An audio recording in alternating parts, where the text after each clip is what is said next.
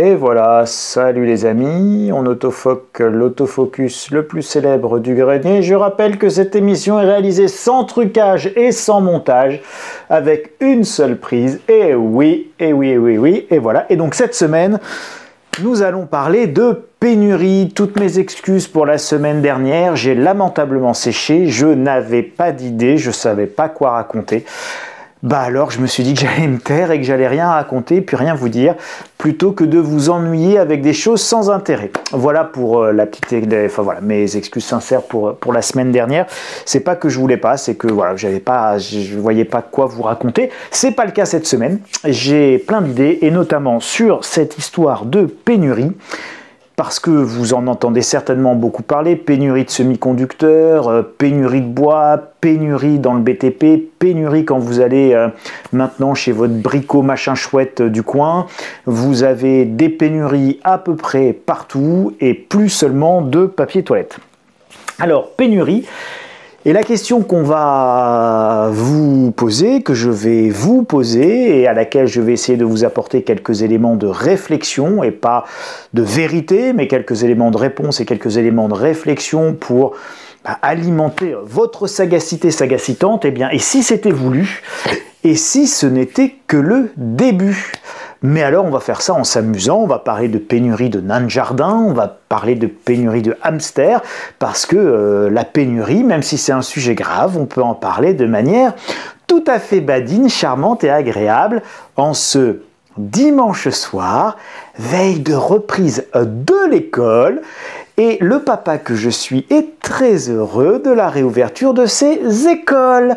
Voilà, j'adore mes enfants, j'aime mes enfants, mais j'aime aussi beaucoup l'école. Alors, allons-y. Oui, c'est ce qui explique mon humeur guillerette, n'est-ce pas? Alors, des pénuries partout. Donc, redevenons un petit peu sérieux, pas un jour sans de nouvelles pénuries. Des causes multiples, multifactorielles, comme on dit avec un langage soutenu, mais des raisons parfois finalement assez peu convaincante. On va rediscuter. Et y aurait-il une explication cachée qu'on nous cacherait? Et là, j'entends déjà les bonnes âmes. Ah la théorie du complot. Mais il n'y a pas de théorie du complot. Il y a juste des intérêts financiers bien compris. Et tant que ne comprendront pas tous ceux qui parlent de la théorie du complot l'importance des intérêts financiers bien compris, ils continueront à s'enferrer dans des raisonnements du genre tais-toi, théorie du complot, ne discutons pas. Alors, différents types de pénuries, je voulais vous en parler, vous avez différents types de pénuries. Toutes pénuries ne se valent pas. Vous avez ce que j'appelle la pénurie de demande. Donc c'est les pénuries de rongeurs dans les animaleries, donc n'est-ce pas, nous avons une pénurie de hamsters, de petites souris, de petits lapins, il y a une pénurie, il faut même réserver son petit lapin. Il disait quoi le gars de la Sarthe? Il disait, mais genre, je pense 6 semaines ou 8 semaines de délai pour avoir son petit lapinou, si jamais vous avez un gamin qui veut acheter un petit lapinou. Et quand je suis allé hier dans mon bricot machin du coin pour regarder pour les hamsters avec mon petit dernier, effectivement, je vous confirme, il n'y avait pas beaucoup de hamsters, il y avait beaucoup de vide dans l'animalerie, hein. Tous les box pour les animaux étaient vides et il y avait très peu d'animaux en vente. Ceux qui aiment les animaux diront que c'est pas forcément plus mal, mais bref.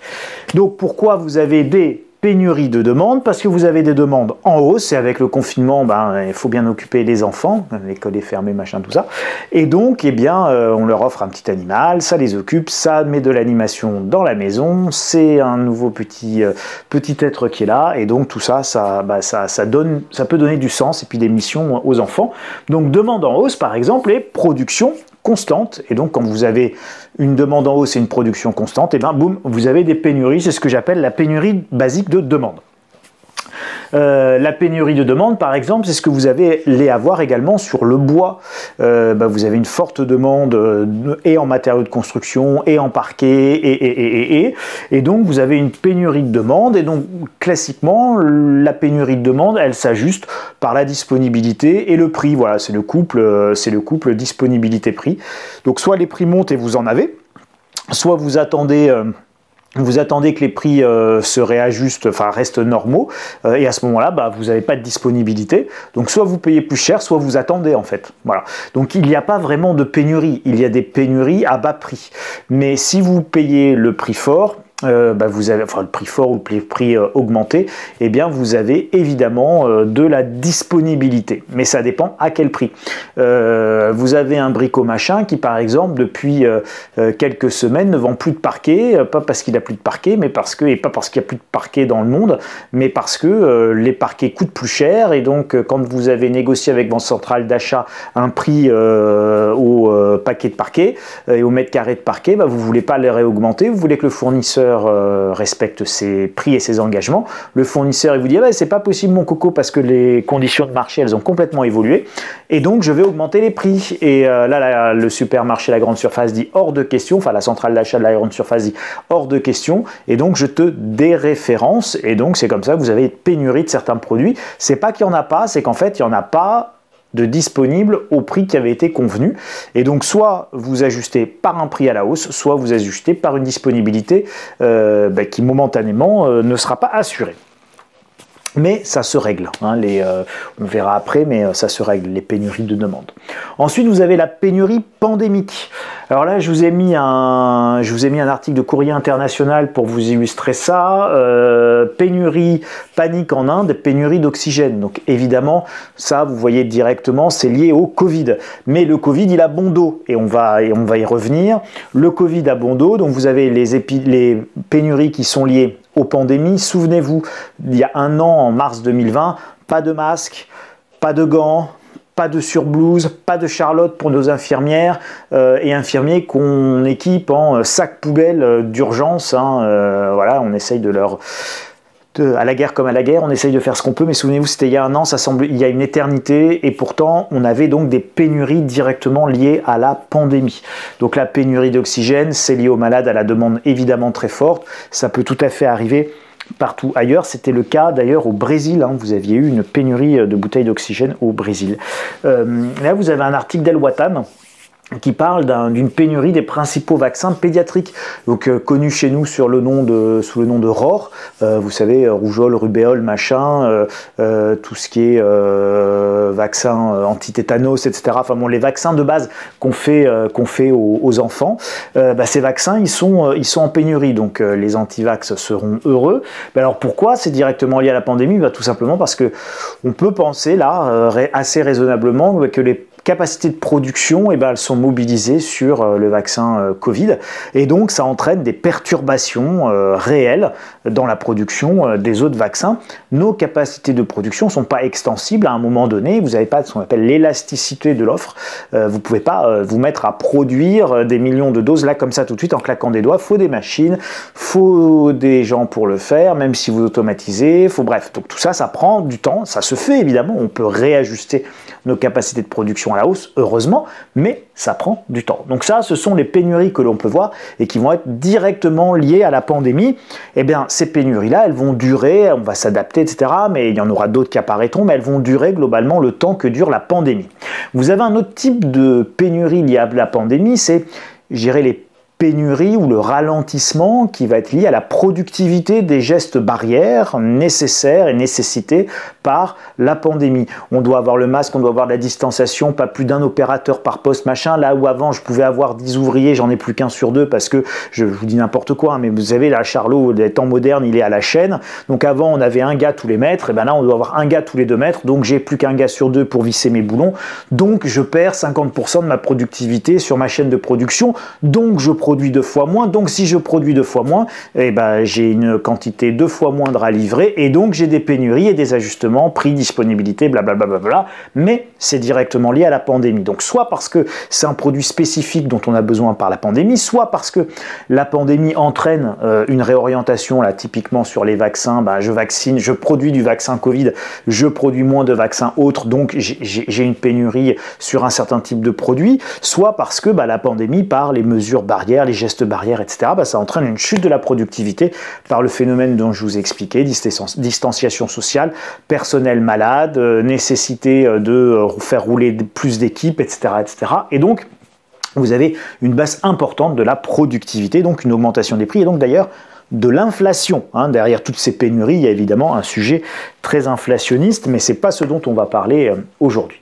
Ensuite, vous avez une pénurie logistique, et on en arrive, voilà, c'est un petit peu lourd, donc soyons un petit peu plus légers, parlons de la pénurie de nains de jardin, puisqu'énormément de nains de jardin sont bloqués sur l'Ever Given, vous savez, le fameux bateau qui a bloqué le canal de Suez, qui est retenu par les autorités égyptiennes avec 10 ou 20 000 containers dessus, et donc les nains de jardin, ils sont dans les containers qui sont sur l'Ever Given, qui est toujours bloqué, et donc vous avez une pénurie de nains de jardin. Alors évidemment, nous en conviendrons tous, il nous semble que le nain de jardin n'est pas une denrée absolument indispensable ni essentielle. Nous pouvons donc surseoir à l'équipement de notre jardin d'un nain de jardin sans que cela entraîne évidemment des conséquences absolument dramatiques pour l'économie mondiale et personnelle. Mais voilà, les pénuries logistiques qui sont liées aux chaînes d'approvisionnement. Ce petit exemple rigolo, juste pour vous dire qu'évidemment, dans ces containers, vous aviez bien plus de choses que juste des nains de jardin, des choses qui... Et des productions qui arrêtent certaines usines, qui viennent pénaliser durablement certaines entreprises parce qu'elles attendaient ces containers et que les chaînes logistiques sont rompues. Donc là, c'est ce que j'appelle une pénurie logistique liée à la mondialisation, à nos chaînes logistiques en flux tendu, et donc la moindre perturbation va entraîner des retards, des problèmes, et donc derrière c'est une réaction en chaîne, mais une fois que les chaînes logistiques se sont remises en marche, eh bien ces chaînes logistiques, eh bien on va petit à petit résorber notre retard, donc vous voyez bien que c'est temporaire, il n'y a rien de durable là-dedans. Ça peut durer plus ou moins longtemps, mais c'est pas durable, c'est pas structurel, ça reste conjoncturel et momentané. Ensuite, vous avez ce qu'on appelle des pénuries normatives. On a mis à Kesako, Charles, les pénuries normatives. Eh bien, c'est cet article, vous tapez réussir machinisme et vous verrez pénurie mondiale de composants électroniques, de plastique, de pneumatiques, etc. Il va falloir s'armer de patience. Tout à la fin, quelque chose de très intéressant qui est expliqué dans cet article, cette pénurie est accentuée par des nouvelles normes internationales qui obligent une fumigation des containers contre la punaise diabolique, fumigation suivie d'une immobilisation du contenant pendant 1 à 2 semaines. C'est la punaise diabolique. Et donc la punaise diabolique est un petit animal pas très sympathique, mais le frelon asiatique qui par exemple est arrivé également par ces containers, a priori, eh bien on fait de la fumigation de containers. Alors, soit dit en passant, c'est un enfer environnemental, cette fumigation. Donc, vous imaginez, les gros containers, en gros, c'est comme un poids lourd. Ça se porte, vous savez, ça se transporte, les grands containers, ils se transportent sur les semi-remorques.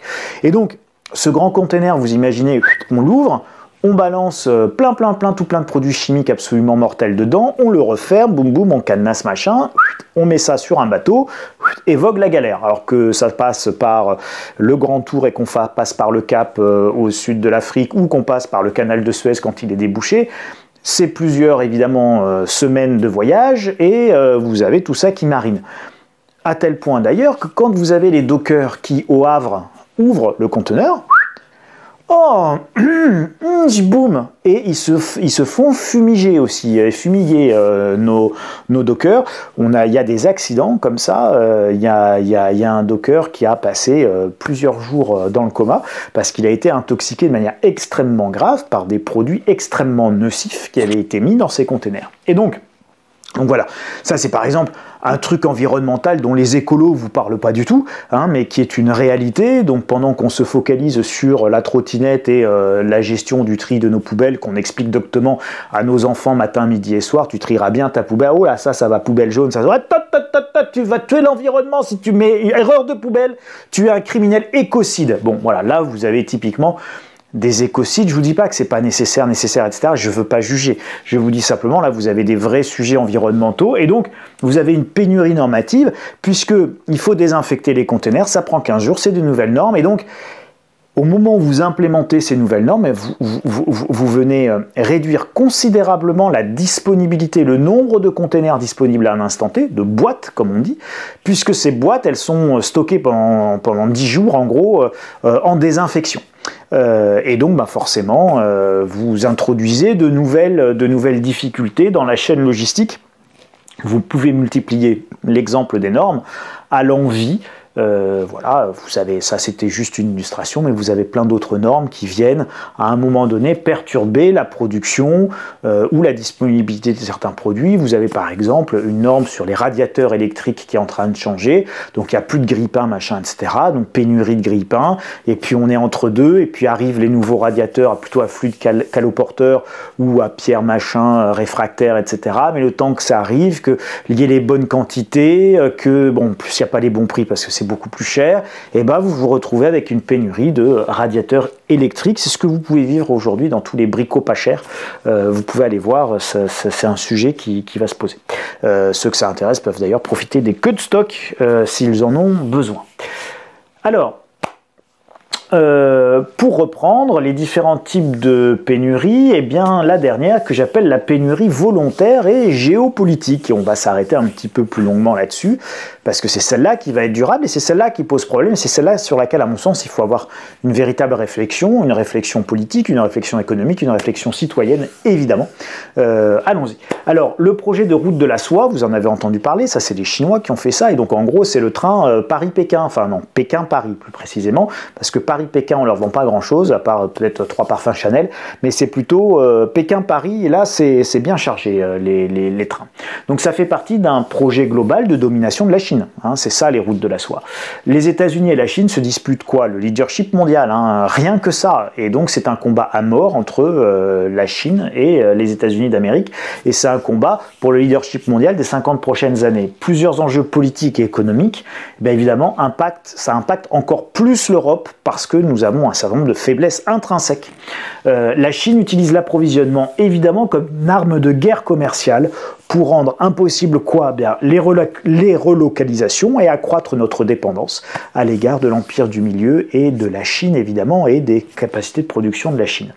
Enfin, les terres rares, les matières premières, par exemple l'acier vient de Chine hein, en grande partie, et donc si la Chine ne veut plus vous livrer d'acier, vous n'avez plus d'acier, vous avez une pénurie, et si la Chine garde l'acier de ses hauts fourneaux pour la production chinoise de produits manufacturés, eh bien vous n'avez plus que vos yeux pour pleurer, mais vous n'avez plus d'acier qui arrive chez vous, et vous couinez, et c'est le bal des couineux, je comprends pas, il n'y a plus d'acier. Et oui, nous avions encore de l'acier et des hauts fourneaux il y a quelques années.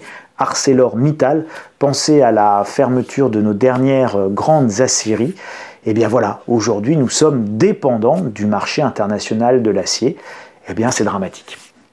Donc évidemment, la mère de toutes les batailles commerciales, c'est l'approvisionnement en terres rares, en matières premières, et en produits utiles à votre production.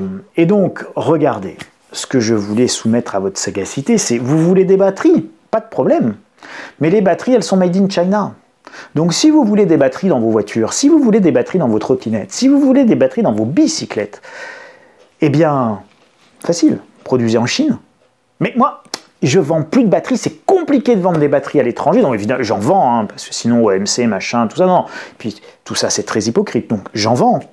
Mais pénurie, délai de livraison, difficulté d'approvisionnement, problème de prix, de tarifs, de négociation, oh là là, ça va être plus simple d'installer l'usine à produire mes bicyclettes, mes trottinettes ou mes voitures électriques directement en Chine. Sochaux, là, un article de l'Est républicain, la nouvelle Citroën C5 va être fabriquée en Chine.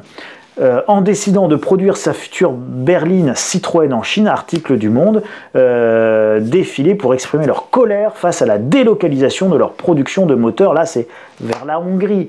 Bon.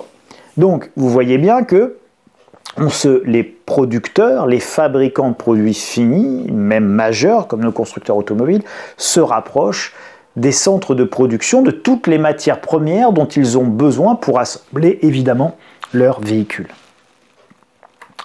Vous voulez des semi-conducteurs, les amis, pas de problème. Mais bon, les semi-conducteurs, ils sont produits effectivement à Taïwan. Taïwan, c'est pas la Chine, mais ils sont produits à Taïwan, mais ils sont produits également en Chine. Ils sont produits en Asie. Vous voulez des semi-conducteurs, venez vous installer en Chine et produisez en Chine. Vous voulez des terres rares, produisez en Chine. Donc évidemment, la logique, c'est d'utiliser les armes dont on dispose en termes commerciaux. Et là, la Chine dispose d'atouts considérables. Et donc la Chine utilisera ces atouts Et la Chine a raison d'utiliser les atouts pour favoriser sa puissance. Le problème n'est pas ce que fait la Chine, le problème est plus ce que nous ne faisons pas, nous. Et regardez, pendant que nous ne faisons pas grand-chose en Europe, l'Amérique réagit alors que l'Europe sombre à chaque fois. Les pénuries sont aussi donc une arme utilisée stratégiquement à un moment donné bien précis de faiblesse de la part de l'Occident, qui est évidemment liée à la pandémie et au fait que toutes nos productions sont relativement perturbées, et à l'arrivée de Joe Biden. Et donc évidemment la Chine essaye de faire pression sur Joe Biden pour négocier une démondialisation pas à la Trump, justement. Et donc, pénurie de semi-conducteurs, Joe Biden promet 50 milliards de dollars d'aide publique. Waouh! 50 milliards de dollars d'aide publique. Je refais mon waouh! Ça fait quand même un peu de sous-sous quand même. Hein. Donc, avec 50 milliards, il y a effectivement de quoi recréer a priori une industrie de production des semi-conducteurs. Finalement, la démondialisation à la Trump, Joe Biden, il a un peu la même politique. Et donc là, vous avez un indice fort de politique d'indépendance économique productive. Et donc, c'est de la souveraineté économique. Effectivement, on ne peut pas ne pas produire de semi-conducteurs dans un monde qui est très électronique, très technique, très numérique. C'est un produit de première nécessité, le semi-conducteur. C'est une guerre commerciale donc pour le leadership. Résumons.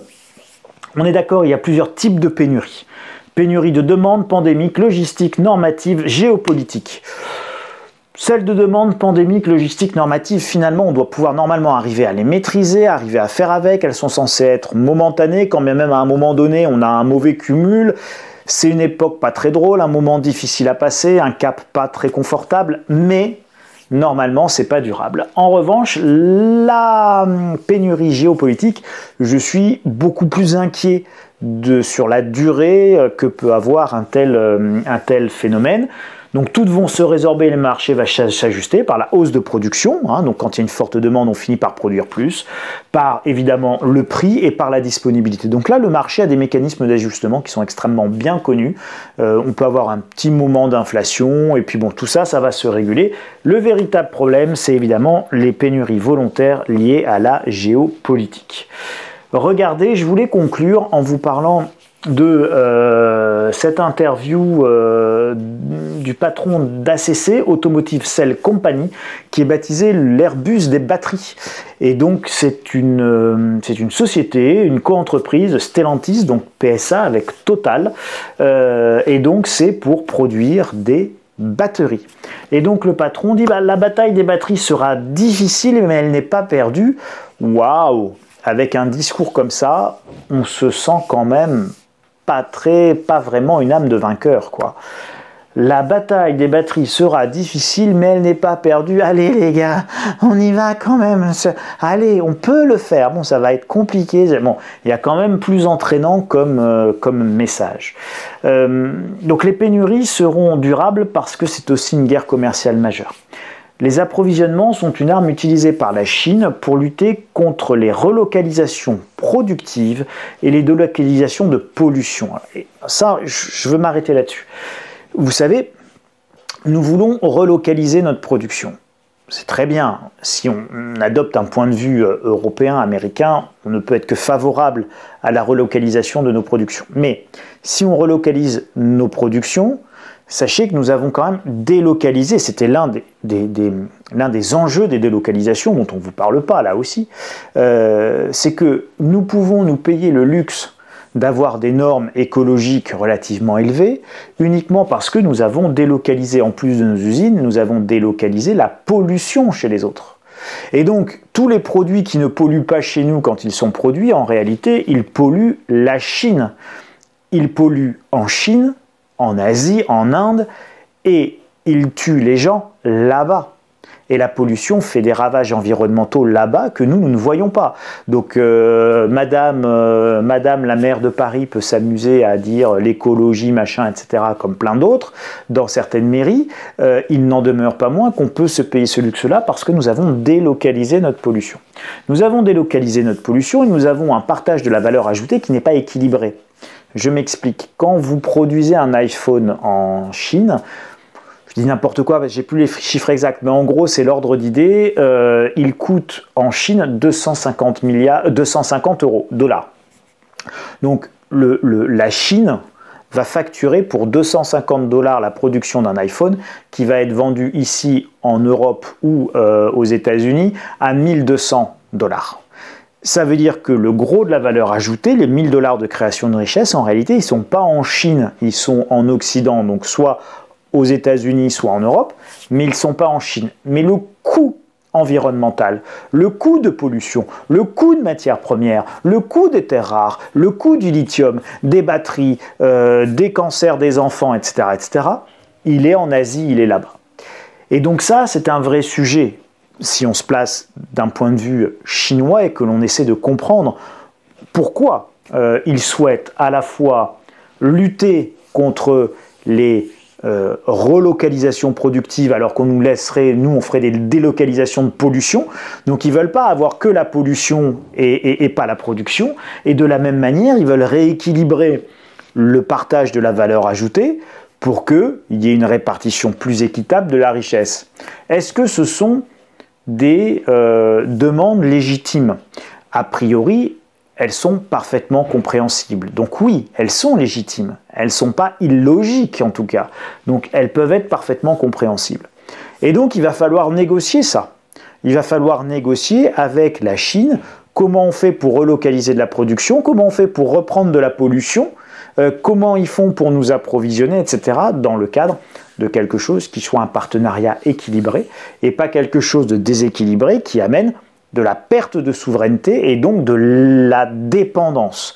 Et donc toute nation, et si l'Europe n'est pas capable de le faire, or l'Europe n'est pas capable de penser une politique de souveraineté et d'indépendance européenne, elle n'est pas capable de l'appliquer, eh bien il faut évidemment revenir, à mon sens, à l'échelon national et aux coopérations internationales.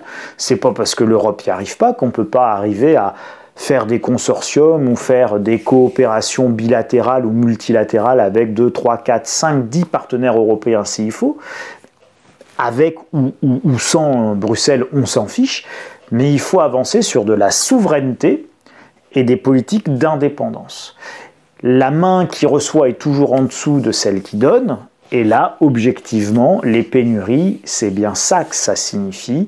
Quand on n'a pas d'indépendance, on n'a pas de souveraineté, quand on n'a ni indépendance ni souveraineté, on est soumis. Ce sont les autres qui décident pour vous, et ce sont les autres qui décident de vous donner la béquille ou de ne pas vous donner la béquille. Ce sont les autres qui décident de vous approvisionner ou de ne pas vous approvisionner, et donc vous êtes dépendant des autres pour pouvoir bouffer, vous soigner, vous protéger, équiper vos soignants, vous vacciner, etc., etc.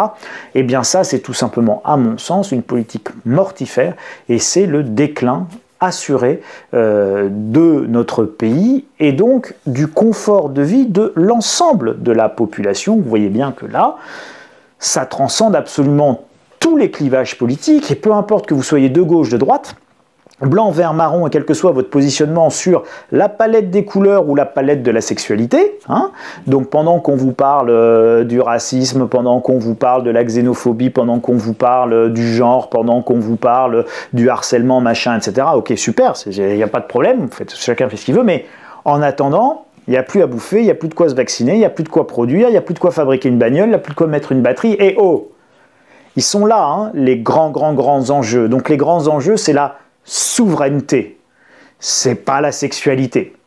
Donc je pense qu'à un moment donné, il faut remettre un petit peu les choses en perspective et se mobiliser sur des choses qui sont fondamentales.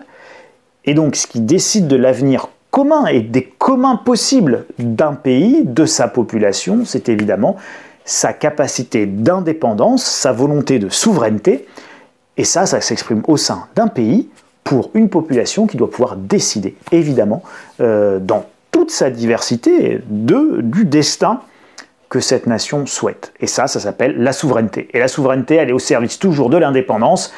Et l'indépendance, elle évite quoi? Eh bien, elle évite la soumission à des intérêts extérieurs, à des intérêts étrangers, qui ne sont pas forcément compatibles avec vos intérêts à vous. Et donc l'intérêt de la France, c'est d'avoir des usines qui tournent, des gens qui travaillent, d'avoir un taux de chômage faible, de pouvoir filer du boulot à sa jeunesse, de pouvoir avoir, bref, un dynamisme et une vie qui soit la plus agréable pour l'ensemble de ses citoyens. Voilà les petits éléments de réflexion que je souhaitais partager avec vous. N'hésitez pas à mettre un gros doigt et un gros pouce bleu si cette vidéo vous a plu, évidemment à la partager massivement, parce que je pense que c'est un sujet qui est très important, à vous abonner au Grenier de l'écho sur YouTube, à la lettre d'information gratuite et quotidienne sur le site insolentiae.com et à la lettre stratégie qui est payante pour ceux qui veulent aller plus loin sur le site insolentiae.com/boutique et puis normalement vous avez un petit lien là-haut dans la vidéo. Merci pour votre attention, je vous souhaite une très belle semaine, prenez bien soin de vous et vive la reprise de l'école. Merci, salut les amis.